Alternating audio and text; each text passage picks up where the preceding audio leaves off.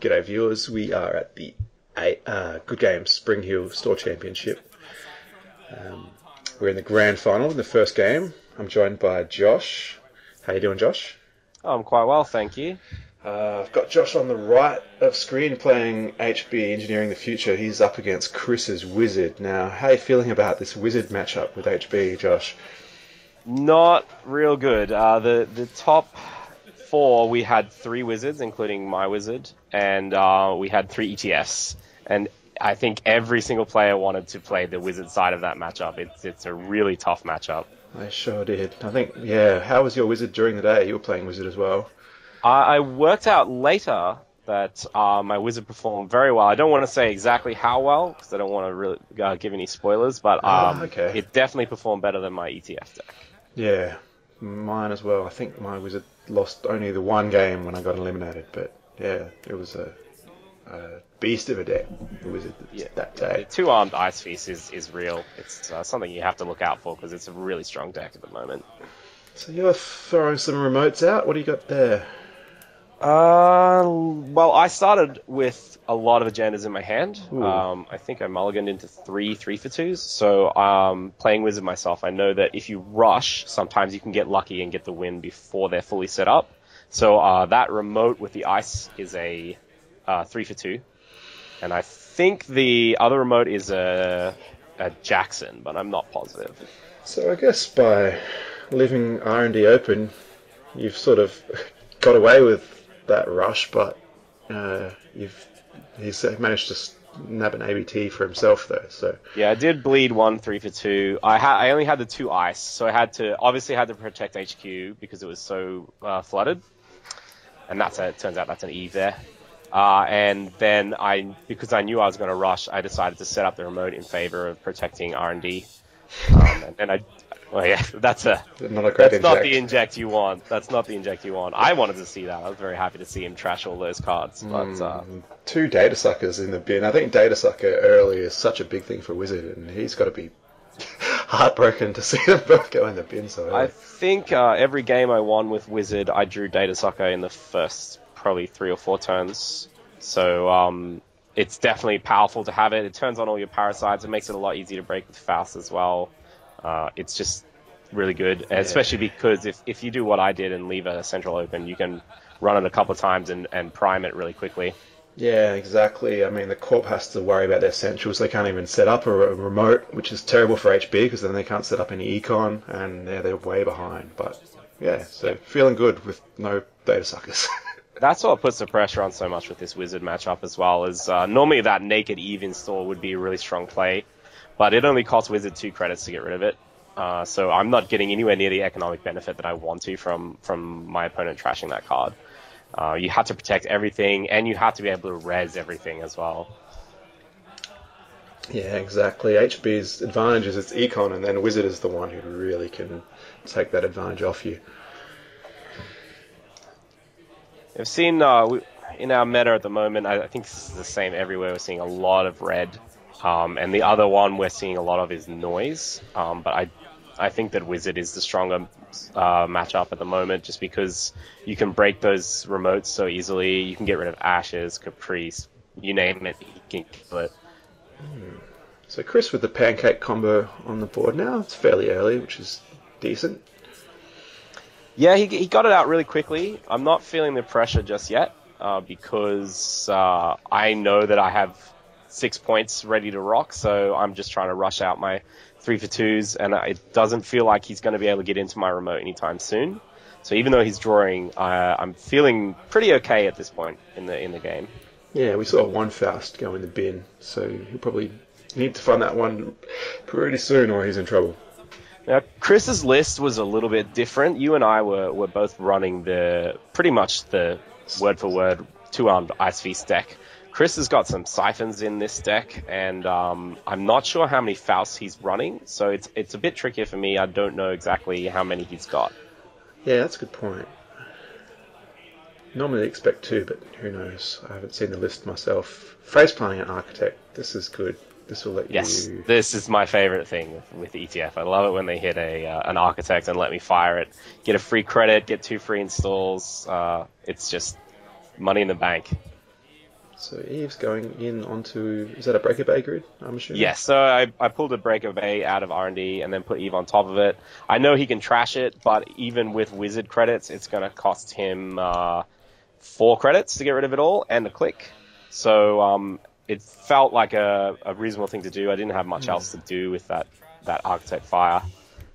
Yeah. And what's in your main remote at the moment? That's another 3 for 2. Okay, I was going to say maybe the Architect could give you a score, but you've already got one ready. Cool. Yeah. There's only, at this point, there's only 2 3 for 2s left in the deck. And then I am running the 3 global foods instead of an extra 2-pointer. If I had the day again, I would probably change that influence because it didn't perform well for me on the day. Hopper is not a bad card by itself anyway. Yeah, every other store championship I had been running Hopper. This was a change just for this tournament. And I cut a Caprice for a Batty, and that left me with a spare influence, so I decided to go up to 3 global food, but I think a Crizzium Grid in retrospect would have been a better call. Yeah, considering the Chris's siphons that he's playing, nobody expected that. He siphoned me in my game as well. I just had the one ice, and it was, a very open siphon.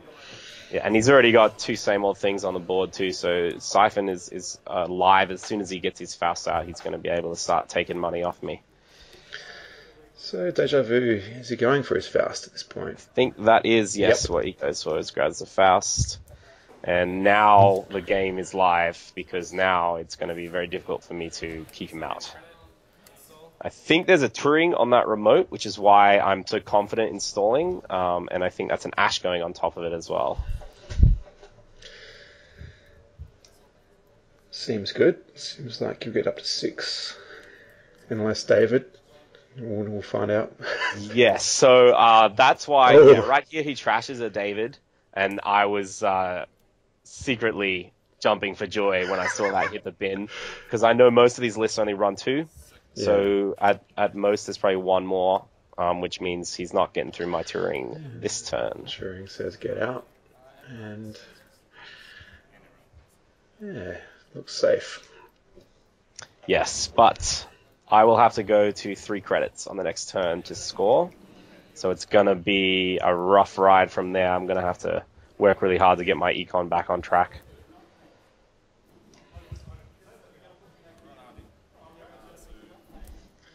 So he's...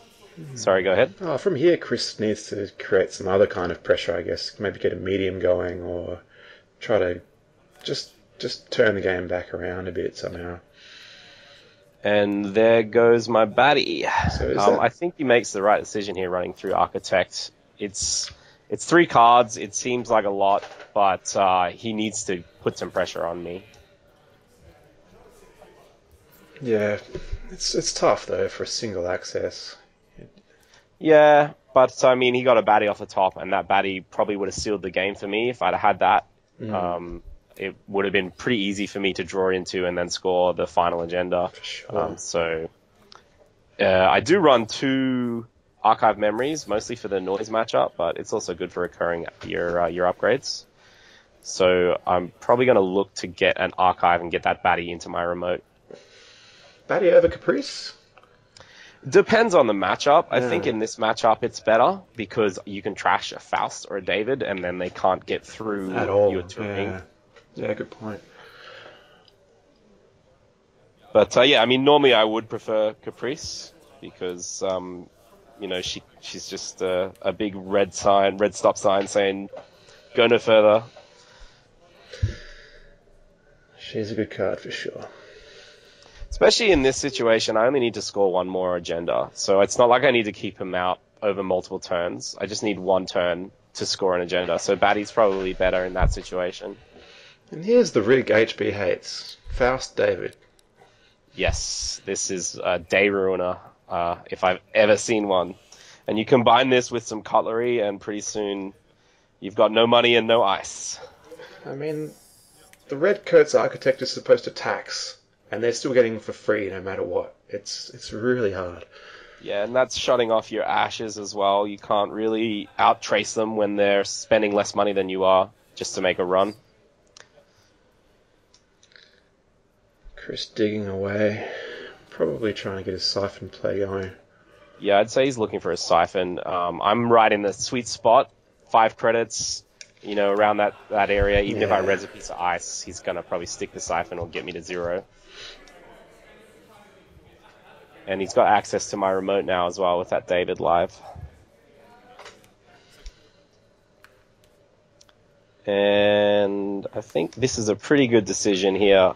At some point in HB, you need to make a decision to crack their remote and get rid of the upgrades. So I think that was a good play. Yeah, keep a lock on the remote while you can. And just dropping some more econ at the end of the turn there. It's just staying ahead on money now. Yeah, Chris's board just continuing to grow, and even being on 6, you still start to worry at this point. Yeah, I'm starting to really feel the pressure now because I know how many agendas are left in the deck, and I can see his inevitability building now. He's got more money than me. He's got access to pretty much anywhere he wants to go.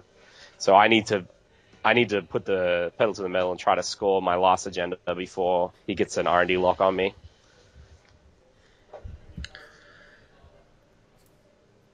And there's the medium. So this could be the beginning of the end, depending on how your econ goes from here. Now, I think that in front of that he just drew the architect siphon. is a second Turing, but I'm not sure. But if I recall correctly, it's a Turing there. Getting rid of Yogg, Career Fair, and Liberated. But now with Siphon in hand. Yes, and he sees an ELP off the top there. ELP was a really star card for me on the day, especially against this matchup because it really slows them down. Even if they want to make multiple runs, they're spending extra clicks just to try and clear out your remote, get rid of your baddies or your caprices and what have you. So it was a really useful card, but didn't help me as much in this matchup, this particular game. The synergy it has with Turing is really nice as well. Like, there's an opportunity to click through, and that turns that off, which is great. Yeah, that's one of the reasons I decided to include it.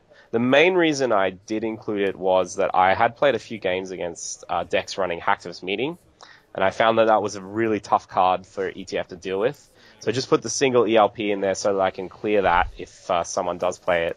But on top of that, it synergizes really nicely with Turing, and I'm not running a next variant, so I'm running quite a lot of Bioroids as well. So it's turning off that Bioroid click opportunity as well. Yeah, it's a good choice. I found that when Eli hit there, and here comes the siphon. So his siphons are going to go straight through my ELP, so that's one of the reasons it wasn't as effective against Chris, is he could just siphon me. And I think it's a Viper over HQ. Yeah, there's the Viper. So Chris needs to break this because if he lets me trace, I can sink my cash into the trace and just deny him completely. I'm not sure if I actually decide to do that or not if he doesn't break. Are you holding your global foods at the moment, or? I'm not sure if I have them yet. I know that I drew into all 3 of them, but I was unable to score them, so I ended up panning them.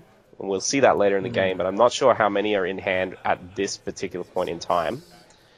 I probably have at least 1, I would say.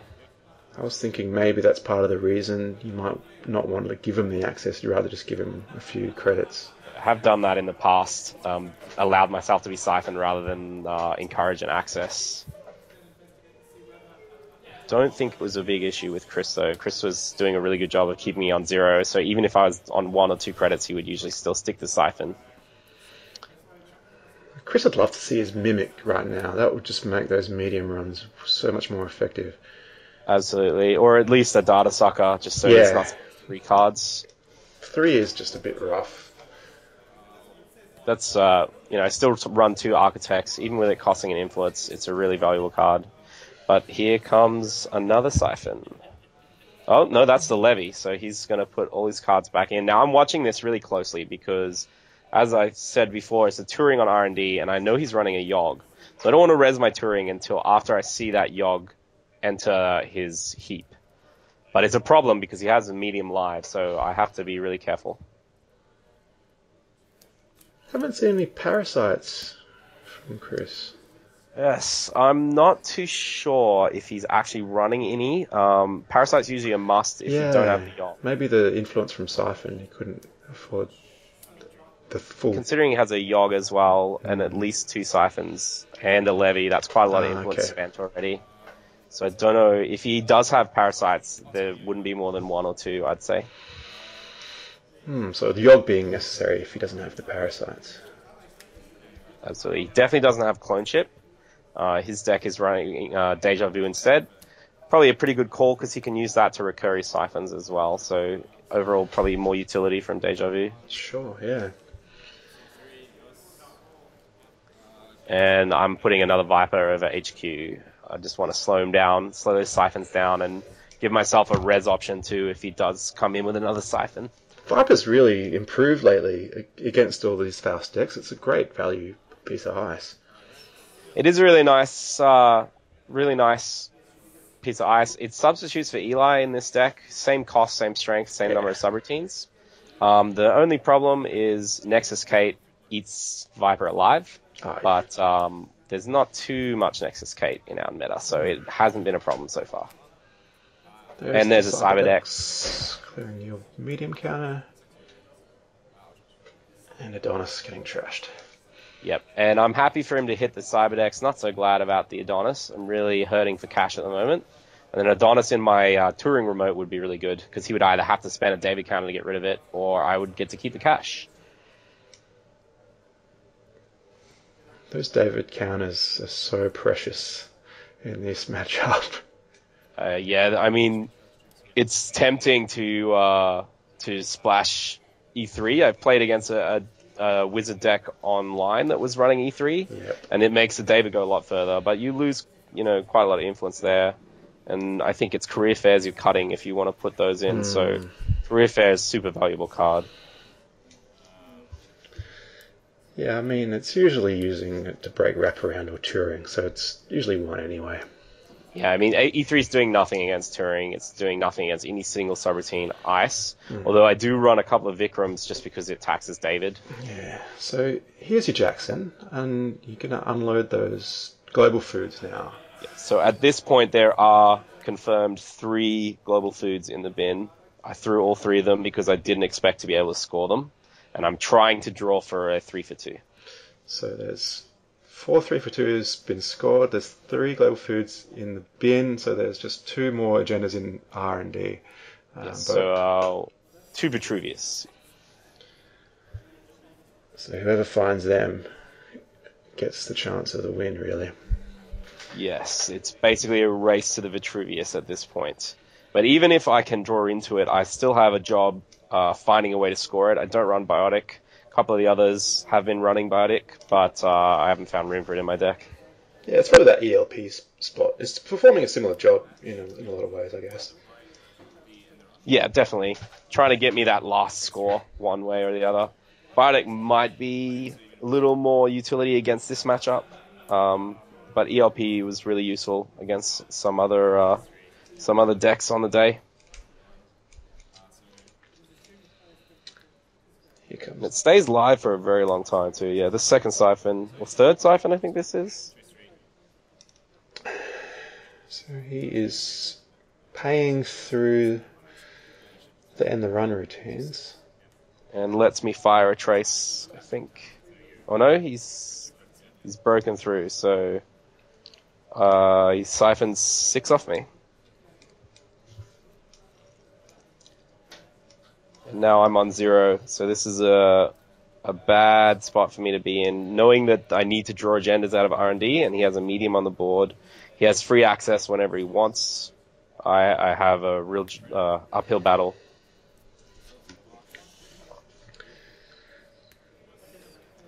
I think I'm throwing a second Turing onto that remote, just to make it harder for him to crack. The idea being, if I can get an agenda, I can put an upgrade in the remote, res the Turing, and then force him to run it twice, and he'll need another David to do that. I mean, if you could put anything in that remote and just force him to use those David counters would be great.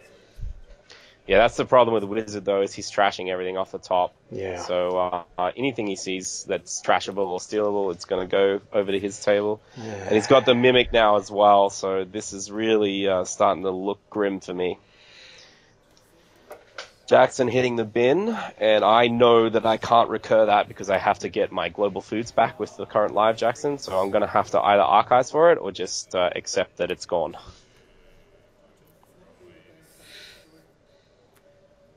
And just clicking for credits now as well, just trying to stay ahead of the siphons.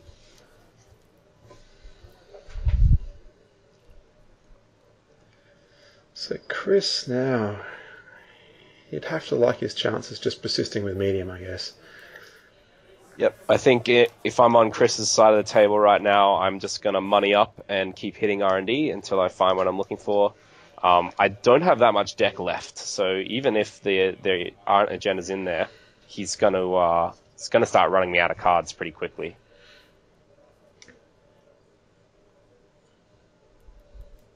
As long as he can keep siphoning me, he should be able to maintain that lock. And he's triggering the same old thing, siphon, I think. Same old thing, yep. So yeah, I'm pretty sure this is a siphon. He hasn't pulled it out of the bin, but I don't see anything else that he would bother. Breaking, referring. okay. Breaking with 3 cards. And then... pays through 1 trace. And siphons me. And so in this spot, you let him take the 5 just so he would start floating tags, I believe.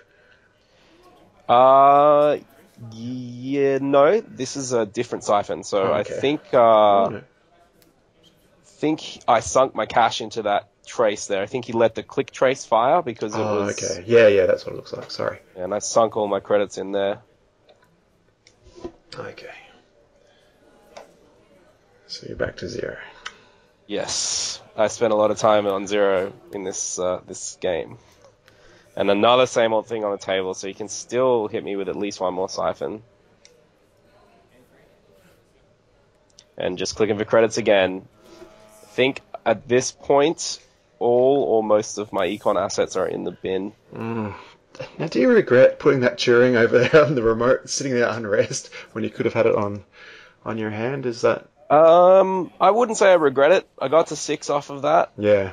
But I didn't anticipate being siphoned so much. And as I said, it is a Turing on R&D as well, so I expected to be able to res that and cause him trouble. And now this is the beginning of the end here. He's taken both my 3-for-2s out of my deck. Can only score a global food now to win, and they're all in the bin.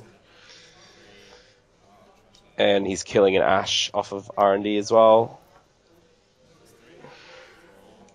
And seeing another Ash, it looks like. Which gets killed as well. Running out of ways to win this game now. And I can't even bait now. He's blown up almost all my upgrades. So I pretty much just have to grind it out the hard way. I'm sitting here thinking, I'm not sure how I'm going to win this. That's an Adonis there, he just accessed, and an Eve, so, and the last Jackson. So that looked like it was the second to last card in the deck. Yeah, he's close to going through my whole deck, and that's why I know I'm on the clock as well, because he's going to figure out soon that there's nothing in there, and that he should just run the bin. You can see from his body language, he's thinking, where the hell are these agendas? And you're giving him a purge, I guess. Yep. Just trying to give myself a little bit more time for him to think maybe there is an agenda on the bottom of the deck, and that he needs to prime his medium again. But I think I probably shouldn't have gone for that purge, because now he knows the best option is to run archives. Yeah, you may as well have let him do it again, I guess. And I think here comes the archives run. Well, I guess all he has to do is archives, and then, yeah. So 3 global foods going back in. So 3 foods out of probably 11 or 12 cards. I think it's less than that. Maybe I less. think there are about 8 or 9, 8 cards in the deck. Wow. So this matchup is just so difficult for ETF. It's not hard to get to 4 or even 6, but closing out is very difficult against this Wizard deck. Yeah, they do build up a very strong board control with medium and fast.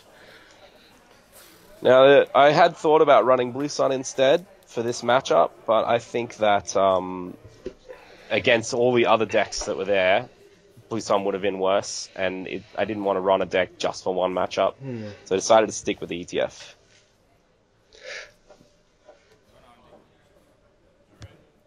I did play against 2 other Wizards on the day, though, I think, and a Max as well. So Chris getting his medium counter back. Saw the hedge. Does he want to just go back in? I think he's going to same old siphon me. I'm not sure. Maybe he's going to wait for me to get to 5 and then go for a siphon. No, he's going in again. He's seeing 2. Vikram.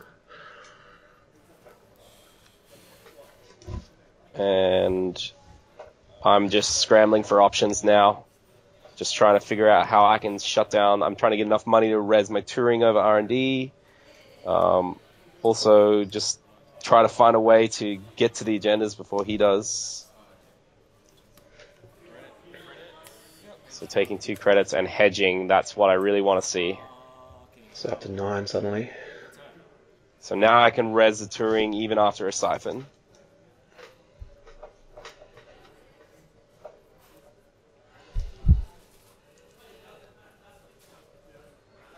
So Chris, he's got to like his chances just persisting in R&D, I guess. Well, if I'm in Chris's seat, I'm going to assume those cards that I put back were agendas. There was 3 face downs, and he wasn't hitting anything before that, so they've got to be agendas in there. But now he has a problem. Now I'm on 9. I could res any number of cards that might be a problem for him, so the question is whether he wants to take that risk. Yeah, I guess he could play Siphon now. Wouldn't be bad. Yes.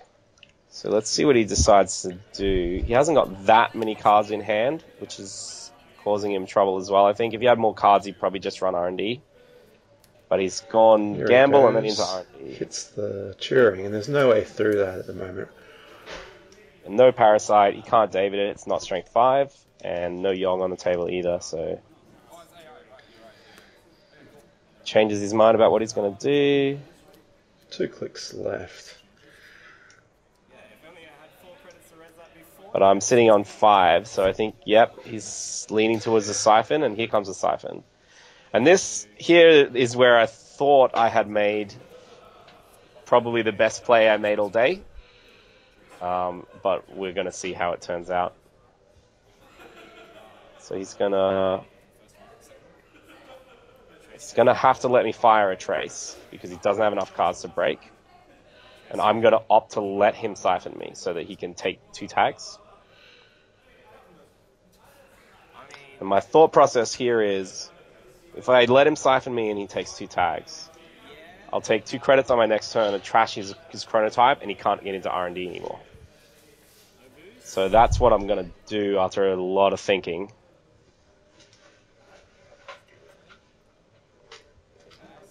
So he'll have money, but he'll lose that click, and he won't be able to click through Turing. Yeah, it seems reasonable.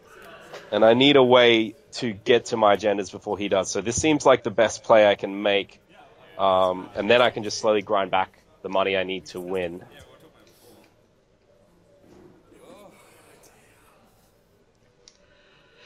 Both on 6. So 1 agenda wins the game for either of us here. And he's looking through his heap. Can he find an answer to that Turing? And now there's a deja vu, and I'm starting to sweat because I'm thinking, what's in the bin that he's going to go get? It's Yogg. And it's a Yogg. And that's that is just the worst possible thing that could have happened in this position. So he plays the Yogg out now, and he's still got another click to run R&D. So just a matter of 2 credits of getting in there now. And he'll see 3 for that as well, so that I know that there's 3 agendas in about 6 cards, so he has a really solid shot.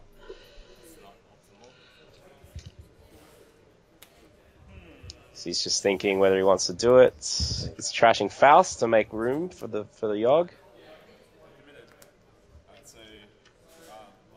And he's going in. So just 2 credits to see 3 cards. Nothing? Just an Eve?